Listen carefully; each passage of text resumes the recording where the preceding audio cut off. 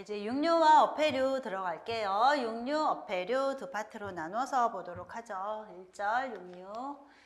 자, 육류의 성분과 영양 먼저 보죠. 그래서 보시면 육류의 조직이 나와 있어요. 그래서 근육 조직, 결합 조직, 지방 조직, 뼈 이렇게 네 가지로 조직을 나눠서 살펴볼 건데 우리가 가장 많이 섭취하고 있는 부분이 근육 조직이죠. 근육 조직의 특징, 횡문근, 가로 무늬가 있다라는 게 횡문근이죠. 그리고 그래서 이 횡문근에는 횡문근, 가로로 무늬가 보이는 거에는 골격근이 있고요. 골격근이 있고 심근, 심장 근육, 심근이 해당이 되고요. 민무늬근이라 그래서 상대적으로 민무늬근, 가로 무늬가 없는 거예요. 가로 무늬 없는 거에는 내장근이 있어요. 내장근, 내장근. 요거는 이제 평활근이라고도 얘기하는 거. 평활근이라고 얘기하는 거. 그래서 이렇게 나눠서 볼 수 있고 우리가 지금 얘기하는 근육은 골격근이나 심근과 같은 횡문근을 얘기하는 거죠. 횡문근. 평활근, 심근이 있고 저 다시 할게요. 처음부터 다시 할게요. 말을 잘못했어요.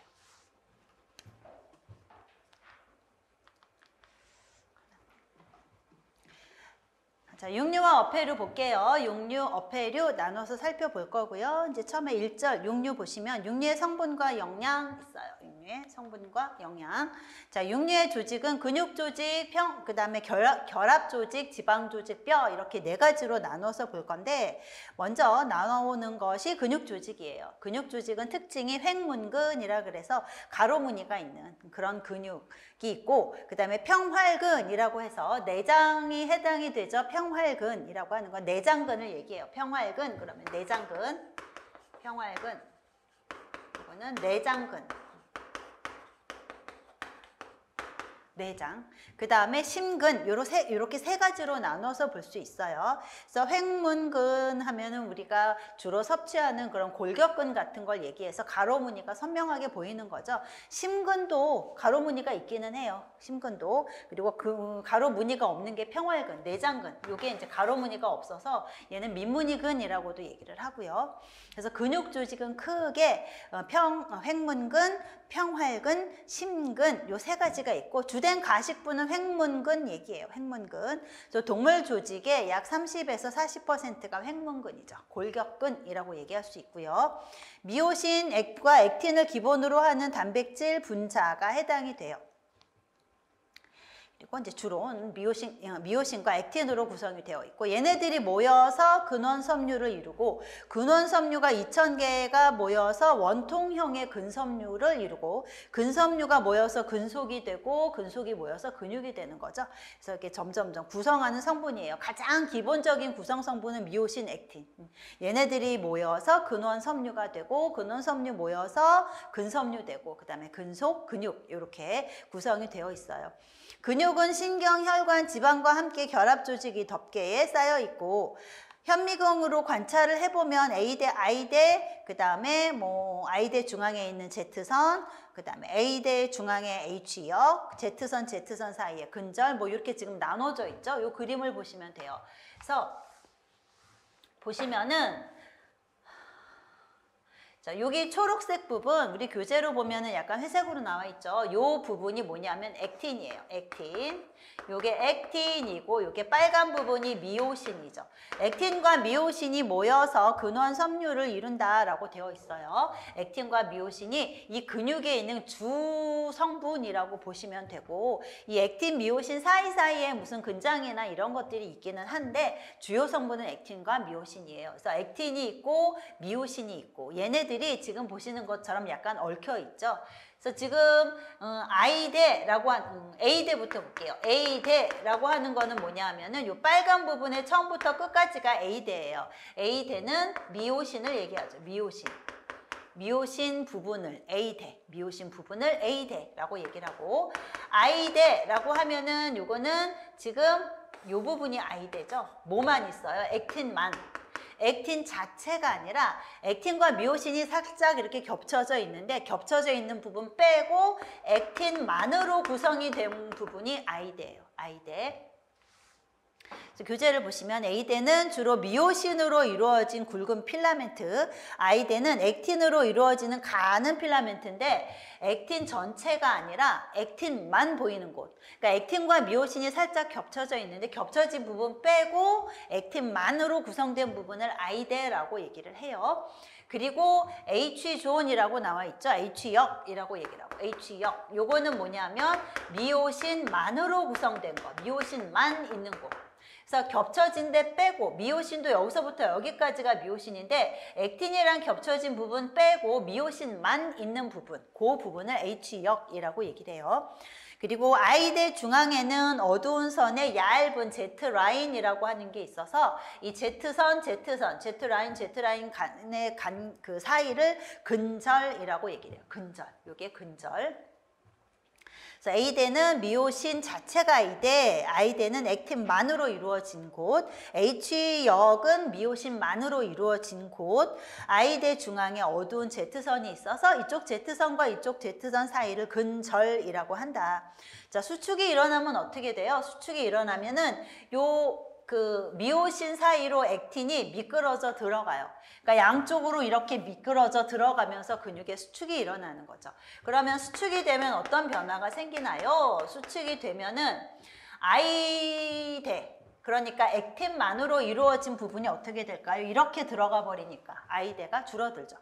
그러니까 액틴만으로 구성된 부분이 없어. 이게 이렇게 미끄러져 들어가 버리니까 액틴만 있는 곳이 없어지고 액틴과 미오신이 겹쳐지는 부분이 많아지는 거죠. 수축을 하면은 I대는 짧아져요. I대 짧아진다. 짧아지고 그 다음에 H역은 어떻게 될까요? H역은 미오신만 있는 부분이에요. 근데 이렇게 미끄러져 들어가면서 겹쳐진 부분이 대부분이 돼버리죠. 그러니까 H역은 사라진다 이렇게 표현을 해요. 사라진다. H역이 거의 없어지는 거죠. 이렇게 둘이 미끄러져 들어가서. 그리고 Z선과 Z선 사이, 다시 말해서 근절, Z선과 Z선 사이. 이 근절은 어떻게 돼요? 근절은 짧아지죠. 근절. 또 짧아져요. 짧아진다. 짧아지고. 그래서 여기랑 여기가 양쪽으로 미끄러져 들어간다라고 생각하시면 돼요. 그러니까 Z선 사이의 거리도 그만큼 짧아지는 거죠. 뭐만 변함이 없을까요? A대는 변함이 없어요. A대는 뭐였나요? A대는 미오신 자체가 A대였어요. 빨간 게. 얘가 줄어들진 않죠. 이 빨간 거 자체가 A대이기 때문에 A대는 변함이 없어요. A대만 그대로고 나머지는 전부 다 짧아지거나 없어진다. 근육의 수축이 일어났을 때. 그래서 이거 잘 보면서 이해를 하시면 되겠어요. 그래서 A대는 미오신 자체를 얘기하기 때문에 이게 미끄러져 들어가도 미오신 자체가 짧아지는 건 아니니까 A대는 그대로예요. 그리고 I대는 액틴만 있는 부분이었기 때문에 미끄러져 들어가면은 겹쳐지는 부분이 상대적으로 많아져서 I대는 그만큼 짧아진다, 없어진다라고 보고, 그 다음에 H역은 미오신만 있는 부분이에요. 미끄러져 들어가니까 겹쳐지는 부분이 대부분이 돼버려서 H대는 사라진다, 뭐 짧아진다 이렇게 얘기할 수 있겠고, 근절, 그러니까 Z선과 Z선 사이도 그만큼 줄어들어요. 그대로인 거는 A대만 그대로다.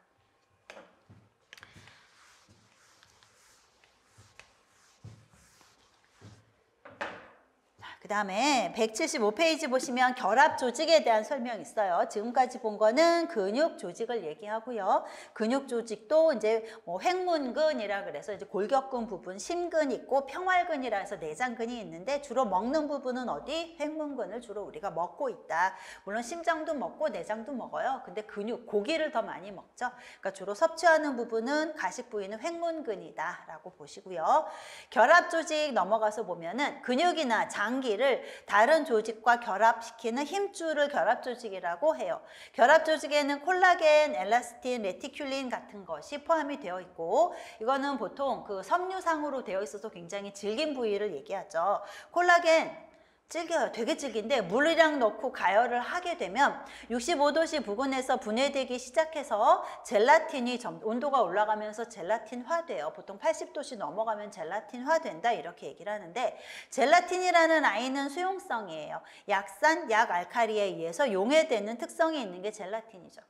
엘라스틴 그러면 황색의 탄력성 섬유인데 얘는 가열해도 못 먹어요. 그러니까 콜라겐은 가열하면은 가용화돼서 물러지니까 먹을 수 있으나 엘라스틴은 가열해도 먹을 수 없는 부분. 그래서 황색의 탄력성 섬유라 그래서 우리 고기 먹다가 있는 그 노란색 부분 굉장히 질긴 거 있어요. 뭐 등심이나 이런 거 보면 중간에 있는 거. 이제 그런 것들이 엘라스틴이에요. 익혀도 단단해요. 웬만하면 먹을 수 없는 부분이죠. 레티큘린 근섬유 막의 주성분이라고 되어 있는 거.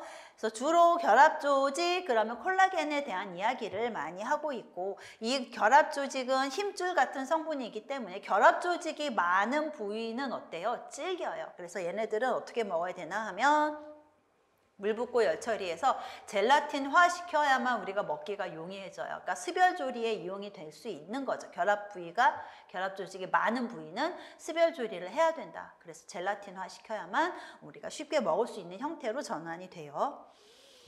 자, 콜라겐에 대한 설명 있죠. 백색의 교원질 섬유라고 되어 있고 프롤린, 하이드록시 프롤린, 그 다음에 글리신 같은 게 많아요. 프롤린, 글리신 같은 아미노산이 많은데 이 아미노산들은 불필수 아미노산이죠. 그러니까 우리 체내에서 합성될 수 있는 거예요. 그런 게 대부분이기 때문에 영양적으로 그렇게 우수한 단백질은 아니죠.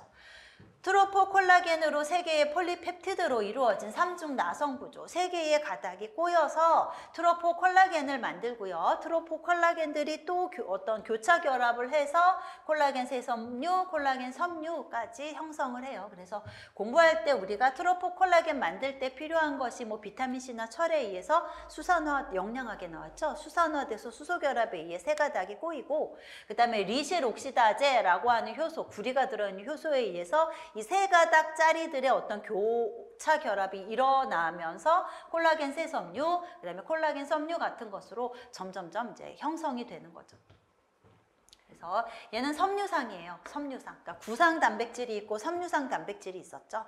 얘네들은 섬유상 단백질에 해당이 되고요. 65도씨가 되면은 가용성으로 분해가 일어나요. 그 이상이 되면은 물에 녹게 돼서 졸 상태의 젤라틴으로 분산이 돼요. 그래서 졸 상태의 젤라틴이 되면 식었을 때 겔이 되는 거죠. 그래서 젤리가 돼요. 그래서 졸 상태의 젤라틴이 되었다가 온도가 낮아지면 겔이 되는 거. 그래서 고기를 뭐 끓이거나 했을 때 국물이 차가운 데에 나가서 얘가 뭉글뭉글하게 그 젤리 형태로 되는 거, 이제 그게 콜라겐이 젤라틴화돼서 졸 상태였다가 온도가 낮아져서 겔이 된 거죠. 그래서 사골 국물이라거나 생선 조림 국물이라거나 이런 것들이 그 콜라겐이 용출이 돼서 젤라틴이 되면서 그러니까 콜라겐이 젤라틴화가 돼서 가용성으로 용출이 돼서 나와가지고 국물에 졸 상태로 있었던 것이 온도가 낮아지면서 겔로 바뀐 케이스죠. 족편, 전약, 도가니탕 이런 것들이 얘라고 하는 거.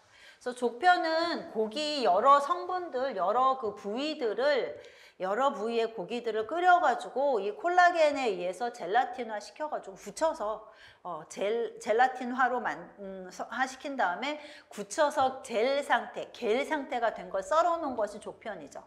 그래서 주로 뭐 이제 저기 상가집 같은 데서 많이 나오는 거, 여러분 네모 반듯하게 만들어서 이렇게 썰어 놓은 고기들.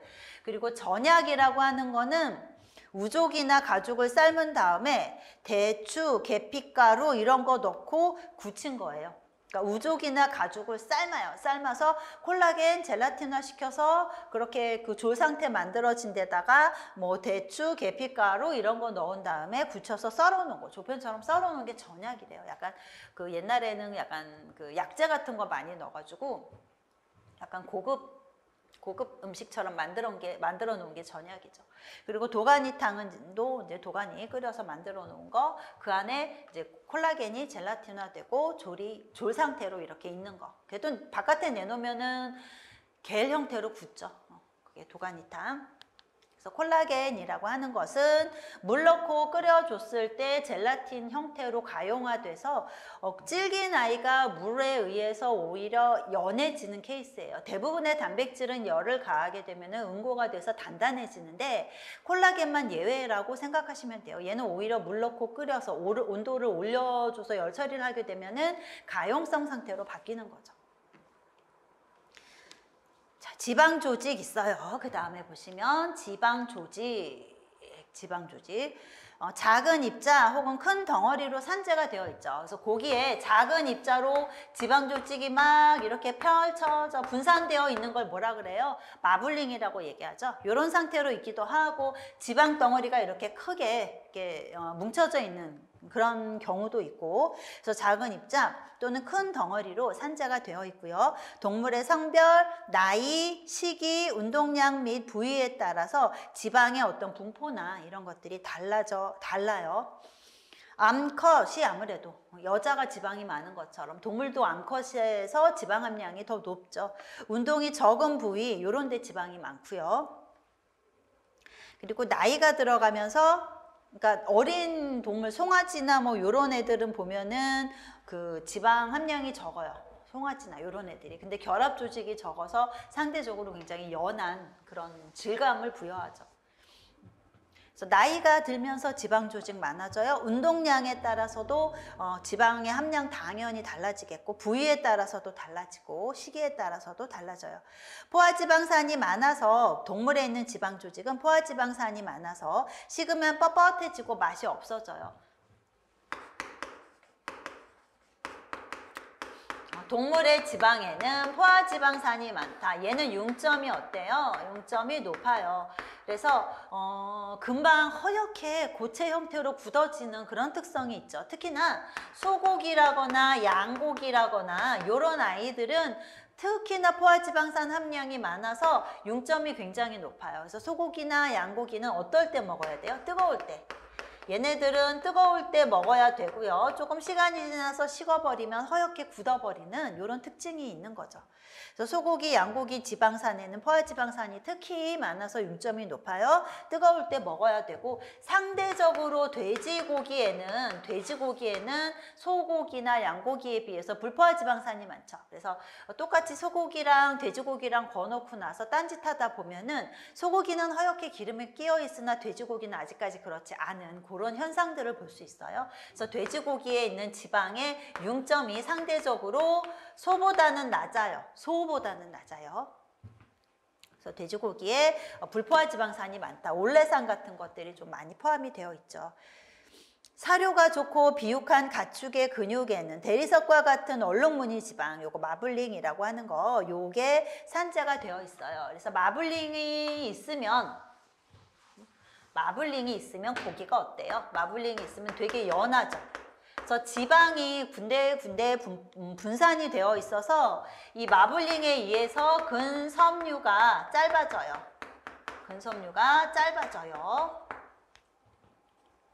그리고 식욕 내 수분 증발을 억제하는 효과가 있다. 식욕 내 수분 증발을 억제하는 효과도 있어요. 증발을 억제한다. 결과적으로 마블링이 있으면 어떻다는 얘기예요? 연하다는 얘기죠. 연해진다. 고기가 연해진다. 그래서 연하고 육즙도 많고, 연하고 제대로 쓸게요. 자, 연하고 육즙도 풍부해지고,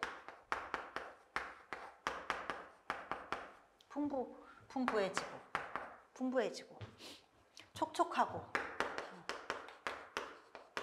그래서 마블링이 잘 되어 있는 고기가 굉장히 등급이 높은 걸로 평가가 되고, 그리고 또 가격이 비싸지죠. 가격이. 자, 뼈 볼게요. 뼈. 어린 동물의 뼈는 연하고 분홍색이고, 성숙한 동물의 뼈는 굳고 흰색이고, 어떤 게 더 맛성분이 많으냐 하면 성숙한 동물의 뼈에 맛성분이 더 많이 우러나요. 그래서 사골 국물을 끓일 때는 어린 동물의 뼈보다는 나이 든 동물의 뼈가 훨씬 더 맛성분이 많이 용출이 되고 더 뿌연 그런 사골 국물이 될 수 있어요. 그래서 성숙한 동물의 뼈를 쓰는 게 적절하죠. 성숙한 동물 뼈, 그리고 앞다리가 운동량이 많아서 앞다리 뼈가 치밀해요. 그만큼 인지질이 많아서 끓였을 때 더 진하고 맛있는 국물이 될 수 있다 라고 나와 있고요. 우리가 사골 국물 끓일 때는 뼈를 어떻게 해요? 물에다 담그죠. 찬물에다 담궈서 핏물 어느 정도 제거한 다음에 뜨거운 물에 20분 정도 끓여서 물 버리고, 처음에 끓인 물은 버려요. 불순물이 좀 많이 있어서 처음에 한 20분 정도 끓인 다음에 그 물 버리고 다시 물을 부어서 이제 제대로 푹 고아서 끓이게 되죠. 사골 국물. 성숙한 동물 브라운 스톡이 있고 밑에 보시면 디귿색, 브라운 스톡, 화이트 스톡 두 개로 나누죠. 브라운 스톡 그러면 어린 소뼈를 이용을 하고요. 뼈 사이에 콜라겐이 많이 함유되어 있는 거. 왜 브라운색이 나오나 하면은 뼈를 한번 볶아요. 그래서 약간 갈색이 나게 한 다음에 그 다음에 물을 벗어 끓이는 것이 브라운 스톡. 화이트 스톡은 그냥 다 자란 소뼈를 그냥 우리 사골 끓이듯이 끓이는 것이 화이트 스톡이죠. 동물의 연령에 따라 육질의 맛과 차이가 난다. 어린 동물이 고기에는 수분 함량이 많고 결체 조직이 적기 때문에 고기가 연해요. 근데 지방 함량이 낮아서 어떤 특유의 맛, 독특한 맛은 좀 적은 편. 늙은 동물의 고기에는 결합 조직이 많아요. 그러니까 어린 동물의 고기가 연하고 늙은 동물의 고기가 결합 조직이 많아서 상대적으로 좀 질기죠. 근육 섬유도 길어요. 전체적으로 질겨요. 근데 국물 맛을 내는 데는 더 적절해요. 그러니까 맛 성분은 더 많이 우러난다는 얘기죠. 그래서 국물을 낼 때에는 뭐 늙은 사골 국물 낼 때도 성숙한 동물의 뼈가 좋다라고 얘기를 했고, 국물을 우려야 되겠다, 육수를 내야겠다라고 했을 경우에도 늙은 동물을 사용을 하는 게 더 적절하죠. 소의 경우 영양 상태가 좋은 5 내지 7세의 새끼를 낳지 않은 암소고기가 가장 질이 좋대요. 암소고기가. 그래서 마블링도 잘 되어 있고 지방도 적절하게 포함되어 있는 암소고기가 가장 등급이 높다. 근데 송아지 안 낳은 거, 새끼 안 낳은 거, 그게 가장 등급이 높은 거죠.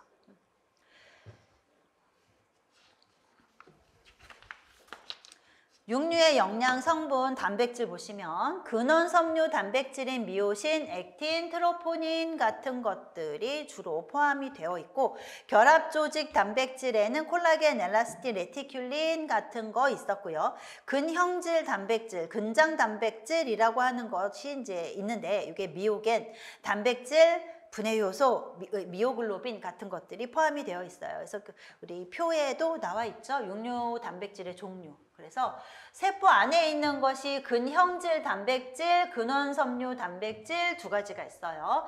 근형질 단백질은 수용성을 얘기하고 수용성이다라는 얘기는 대부분 동글동글한 알부민을 얘기를 해요. 그래서 미오겐, 미오글로빈, 뭐 헤모글로빈 같은 것들, 요런 애들은 수용성으로 분류를 하는 거죠. 그래서 보시면은 근육 단백질의 한 30% 차지하고 55 내지 62도씨에서 응고가 시작이 되는 거예요. 그래서 세포 안에 보면은 주로 들어있는 게 액틴이나 미오신이고요. 그 사이사이에 이런 미오겐, 미오글로빈, 헤모글로빈 같은 것이 이렇게 포함이 되어 있다라고 보시면 돼요. 자, 그래서 근원섬유 단백질, 얘는 염용성이에요. 그러니까 약간 그 염류들이 포함되어 있는 용액에만 용출이 될 수 있다는 얘기죠. 얘는 그냥 맹물에는 안 녹아요. 염류가 포함되어 있는 그런 액체, 그런 수용액에만, 염류가 녹아있는 염류 용액에만 얘네들이 용출이 된다라는 특징이 있어요. 근육 단백질의 거의 절반을 차지하는 것이 미오신, 액틴 같은 것들. 섬유상의 단백질이고 물의 난용이고 45, 52도씨에서 응고가 시작이 되고요. 근육 수축이완에 관련이 된 것이 액틴, 미오신이죠. 사후 경직하고도 관련이 있어요. 이제 사후 경직 뒤에 가서 나오겠죠. 보수성, 결착성 이런 거하고 관련이 있는 것이 근원 섬유 단백질, 액틴, 미오신 같은 거 대표적으로. 그리고 세포 외에 결합 조직이 있는데 요거는 이제 콜라겐, 엘라스틴이고 얘네들은 물에 굉장히 녹기 어려운 형태이죠. 난용성이고 근육의 한 20% 정도 차지하고 있어요. 섬유상 단백질이고 얘도 물의 난용이고 열에 의해서 수축해요. 그래서 열을 가하게 되면 그냥 콜라겐에다가 그냥 단순히 열만 가하게 되면 너무너무 질겨져 버리죠. 그래서 콜라겐이 많은 건 어떻게 해야 돼요? 물 붓고 끓여야 된다 그랬어요. 그래야 젤라틴이 돼서 먹을 수 있는 연한 상태가 된다라고 얘기를 했었죠. 그래서 이렇게 콜라겐, 엘라스틴이 많은 그런 조직의 경우에는 구이용으로 쓰면은 안 돼요. 그러니까 그냥 굽게 되면 더 질겨지죠. 얘네들은 물 붓고 끓여야 되는 거. 주로 얘기하는 게 미오신, 액틴, 그 다음에 미오겐 같은 거 많이 언급해요. 그래서 미오겐은 알부민에 포함이 돼요. 미오겐은 알부민 계열이다라고 보시고요. 알부민은 물에 녹는 애죠. 알부민 그 계열이고 얘가 이제 열 응착성이나 이런 거하고 관련이 돼서 언급이 될 거예요. 미오겐이라고 하는 거. 근육에 들어있는 건 주로 미오신하고 액틴이에요. 미오신, 액틴. 그리고 결합질질, 콜라겐, 엘라스틴 같은 거. 자, 그래서 단백질의 종류 봤어요. 지금 눈여겨보실 거는 미오겐, 미오신, 액틴, 그 다음에 콜라겐 같은 단백질 종류들 눈여겨보시면 되고요. 그 다음에 고기 전 만들 때 고기를 잘 치대어 주물러 주는 이유, 육전 같은 거 만들 때 뭐 육전 동그랑땡이라거나 뭐 함박스테이크 같은 거나 이런 거 만들 때는 다진 고기를 어떻게 하냐면 굉장히 오랫동안 치대요. 손으로 많이 주물러서 치대서 만들어야 되는 이유가 뭐냐면 미오신, 액틴은 결합이 되면 점착력이 강해지는 성질이 있으나 결합 안 한 상태로 열을 가하게 되면은 부실부실해서 서로 응고가 되면서 부실부실해져요. 그러니까 점착력, 자기들끼리 결합이 안 되고 부실부실해지기 때문에 치대지 않고 그냥 굽게 되면은 육전 했을 때 이게 가장자리가 이렇게 울퉁불퉁해지죠. 함박스테이크도 이렇게 울퉁불퉁해져요. 그래서 많이 치대주게 되면은 세포 안에 단백질, 액틴과 미오신이 결합이 돼서 뭉쳐져 가지고 가열을 했을 때도 덩어리 상태로 흩어지지 않고 유지가 될 수 있어요. 그래서 떡갈비나 동그랑땡, 육전이나 뭐 이런 거, 육원전이나 이런 거 만들 때 보면은 고기를 많이 치대서 액틴과 미오신이 결합이 된 상태를 만들어 가지고 그 다음에 붙여주어야만 가장자리가 흩어지지 않고 매끈하게 나온다는 얘기예요. 그래서 전체가 덩어리 상태로 흩어지지 않고 매끈해질 수 있어요. 그래서 떡갈비나 이런 거 할 때 많이 치대 주어야 돼요. 이유가 뭐냐면 육류 조직이 파괴돼서 그 두 번째 줄 거 보시면 돼요. 그래서 육류 조직이 많이 치대면 파괴가 돼서 세포 안에 있는 단백질이 서로 결합이 돼요. 그래서 액틴과 미오신이 결합이 된다라고 보시면 돼요. 그래서 얘네들이 액토미오신 상태로 결합이 되면은 뭉쳐져서 가열을 해도 덩어리 상태로 흩어지지 않고 유지가 되기 때문인 거죠. 이걸 이유로 쓰시면 돼요. 그러니까 다진 고기를 충분히 치대가지고 그 다음에 조리를 해야 된다. 동그랑땡이나 아니면은 그 뭐 떡갈비나 이런 거 만들 때 많이 치대줘야 돼요. 그리고 탄수화물은 주로 글리코겐이죠. 육류에 들어있는 탄수화물 글리코겐인데 간과 근육의 요 정도. 근데 이 글리코겐의 경우에는 사후 강직 기간에 대부분 다 분해가 돼요. 그래서 뭐 그렇게 크게 뭐 맛이나 이런 데 영향을 미치는 성분은 아니죠. 함유량은 동물의 종류에 따라 다르고 부위에 따라 다르고 도살 당시 환경에 따라서 다르고 약간 굉장히 스트레스를 많이 받으면서 도살이 되면 그만큼 글리코겐이 많이 분해가 이미 돼버려요. 소모가 돼버리죠. 그래서 도살 당시 환경이 굉장히 쾌적해져야만, 쾌적하다고 하긴 좀 미안하지만 스트레스가 없는 상태에서 도살이 되어야만 글리코겐이 충분히 보유가 되어 있고 이 글리코겐의 함량에 따라 추후에 일어나는 사후 강직이라거나 숙성이라거나 이런 것들이 원활하게 진행이 될 수 있어요. 그래서 도살 당시 환경 되게 중요하죠. 만약에 도살 당시에 스트레스를 많이 받게 되면 글리코겐이 그만큼 근육에서 감소가 되어 있고 그런 상태로 도살이 되면 나중에 젖산이 많이 안 생겨요. 그래서 젖산이 생겨야만 충분히 pH가 감소가 되고 그렇게 pH가 감소가 되어야만 사후 경직이 제대로 일어나고 뒤이어서 숙성도 제대로 일어나요. 그래서 도살 당시 환경 중요해요. 글리코겐 함량은 고기의 pH, 사후 강직, 숙성과 관련이 있다라는 거 중요한 부분이죠. 자, 지질의 경우에는 어릴수록 적어요. 암컷수컷 비교했을 때 수컷이 적어요. 지질은 육류의 한 5 내지 30% 대부분 중성지방이고요. 주로 융점이 높은 포화지방산의 함량이 높다라는 거 앞에 나와 있었죠. 팔미트산, 스테아르산, 올레산이 좀 많고 불포화지방산 중에서는 지방 함량이 많은 부위에는 상대적으로 수분 함량이 당연히 적겠죠. 불포화지방산 함량이 높은 거 오리고기. 불포화도가 제일 높은 게 오리, 그 다음에 닭. 그러니까 기름이 누가 빨리 허옇게 되나를 보시면 돼요. 그 다음이 돼지. 가장 불포화도가 낮다, 가장 포화도가 높은 게 소죠. 얘가 융점이 가장 높아요. 이쪽으로 갈수록 융점이 높아져요. 금방 허옇게 고체 기름 끼는 거. 그래서 뜨거울 때 먹어야 된다는 얘기 앞에서 했고요. 동물성이기 때문에 콜레스테롤 함량 있죠. 콜레스테롤 포함이 되어 있어요. 그래서 콜레스테롤도 뭐 오리고기, 닭고기, 돼지 기름, 뭐 소기름 뭐 이런데 기름에 다 육류 자체에 콜레스테롤 포함이 되어 있는데 뭐 상대적으로 소하고 돼지하고 비교를 하면은 콜레스테롤이 돼지가 적어요. 그래서 돼지가 소보다는 여러모로 차라리 소보다는 유익하다라고 볼 수 있겠죠. 그래서 불포화도도 높고 콜레스테롤도 적고 그게 돼지고기의 특징이죠. 소고기보다. 자, 무기질은 주로 인 들어있고 철과 약간의 칼륨이 들어있고 인이 많이 들어있다 보니까 육류는 대부분 산성식품으로 분류가 되죠. 나트륨은 심장, 신장, 간 같은 데 들어있고 칼슘은 주로 뼈에 함유가 되어 있고 근육에는 거의 없고요. 이가 금속이온은 전하를 띄어 고기 보수성에 관여한다. 고기의 보수성하고 관련이 있다라는 거 참고로 보시고,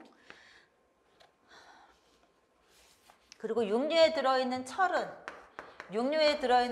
두 가지예요. 햄철이 있고 비햄철이 있고, 육류에 들어있는 철은 햄철이 있고 비햄철이 있고, 근데 비율상으로 보면은 얘가 한 40%고 얘가 한 60%다라고 공부하셨죠. 그래서 미오글로빈 같은 데 보면은 이제 햄철 형태로 들어있고 그렇지 않은 철의 형태로 들어있는 게 한 60% 정도 돼요.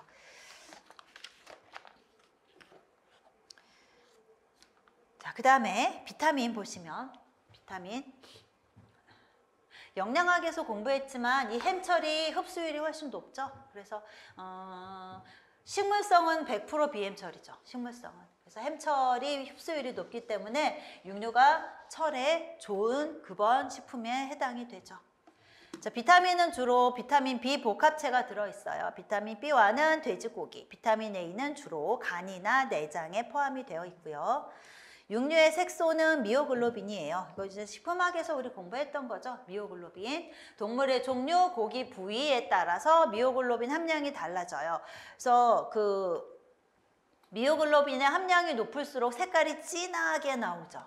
그러니까 나이가 들수록 미오글로빈 함량이 높아서 고기 색깔이 진해요. 그래서 송아지 고기보다는 소고기가 훨씬 더 색깔이 진하고요. 운동을 많이 한 근육일수록 미오글로빈 함량이 높아서 붉은색이 진하게 나타나요. 소나 양이 돼지고기보다 미오글로빈 함량이 높아서 색깔이 진하죠. 그래서 소고기, 돼지고기 놓고 보면은 돼지고기는 뭐 분홍색이다 이렇게 표현을 하고 소고기의 경우에는 뭐 적자색이다 뭐 이렇게 얘기를 하고, 그래서 소고기가 훨씬 더 미오글로빈 함량이 높고, 양고기도 보셨겠지만 돼지고기랑 색깔 거의 비슷하죠. 암적색이죠.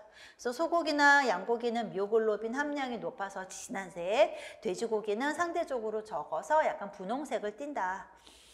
미오글로빈 구조, 햄 하나, 글로빈 하나, 미오글로빈의 변화, 요거 많이 공부했던 거죠. 그래서 그냥 미오글로빈 그러면 암적색이에요. 철이 이가 상태로 들어있는 거.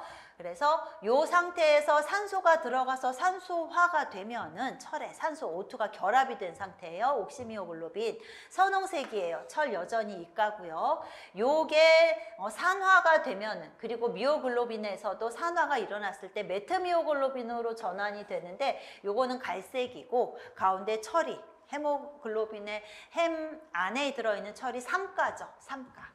그러면 색깔이 이제 약간 안 예뻐져요. 갈색으로 변해요. 이 미오글로빈을 이제 열처리했을 경우에는 단백질, 붙어있던 글로빈이라고 하는 아이가 변성이 되면서 메트미오크로모겐 상태가 되고요. 이 변성된 단백질이 떨어져 나가면은 헤마틴이라고 하는, 햄만 남는 거죠. 이게 헤마틴이에요. 그래서 이거는 회갈색이고, 이 헤마틴은 이 철에 뭐가 결합이 된 거냐 하면은 OH-가 결합이 되어 있는 게 헤마틴이죠. 그러니까 헤모글로빈, 이게 3가예요. 지금 3가.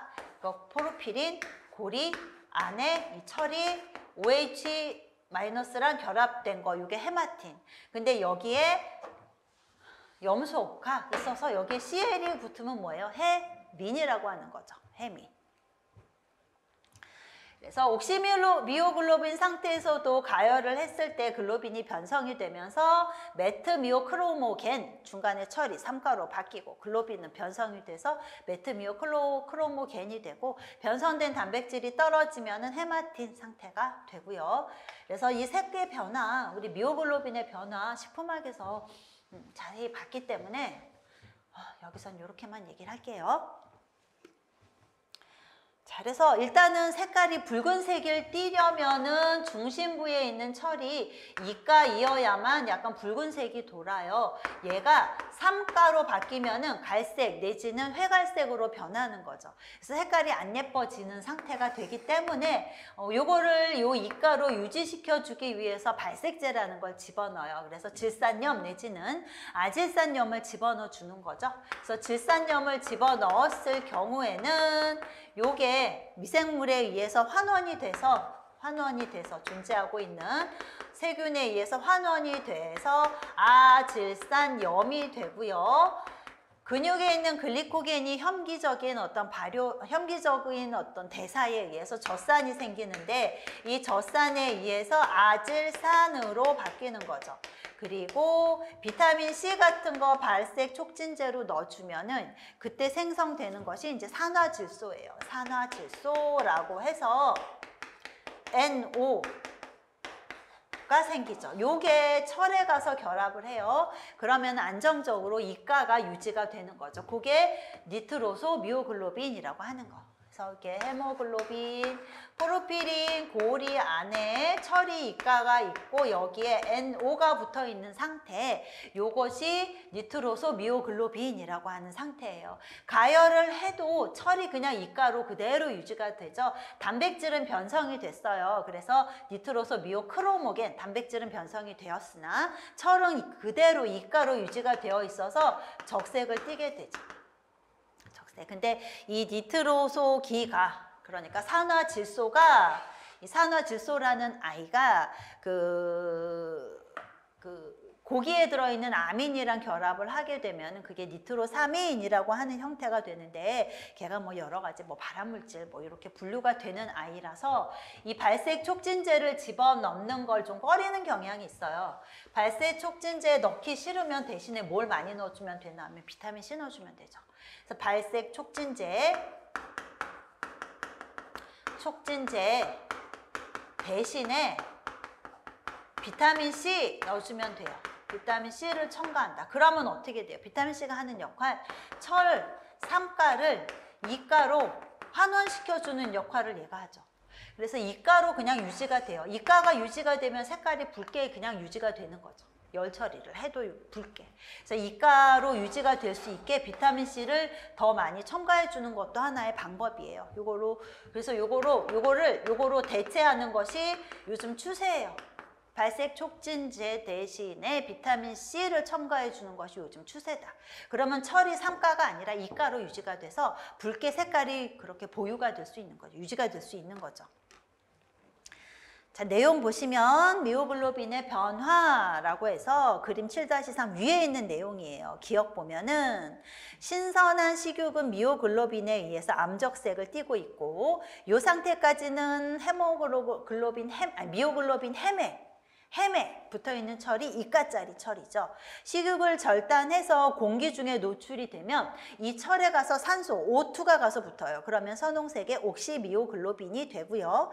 식육이 장시간 공기에 노출되어 있거나 표면이 세균에 의해서 산소 분압이 낮아지면 햄철이 삼가로 바뀌어요. 제1철, 이가가 제2철, 삼가로 산화가 되면서 젓갈색의 메트미오글로빈이 되는 거죠.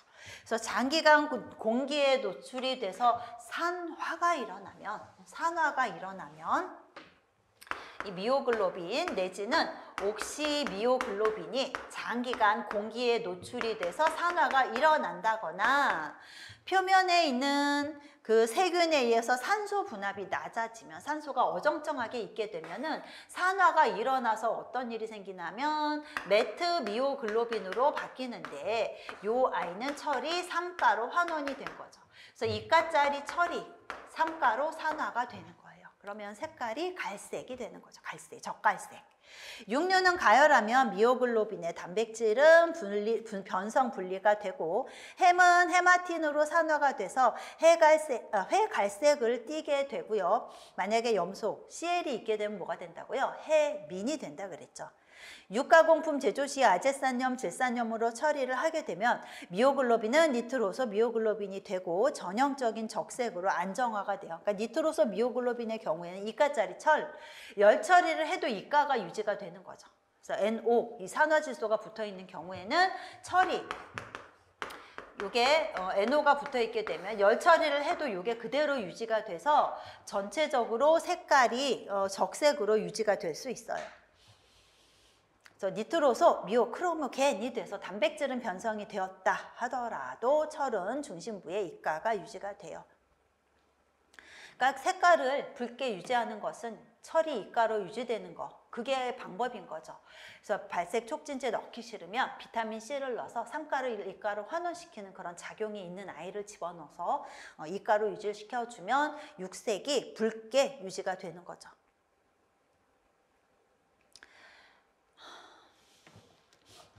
자, 그러면 이런 것도 물어볼 수 있어요.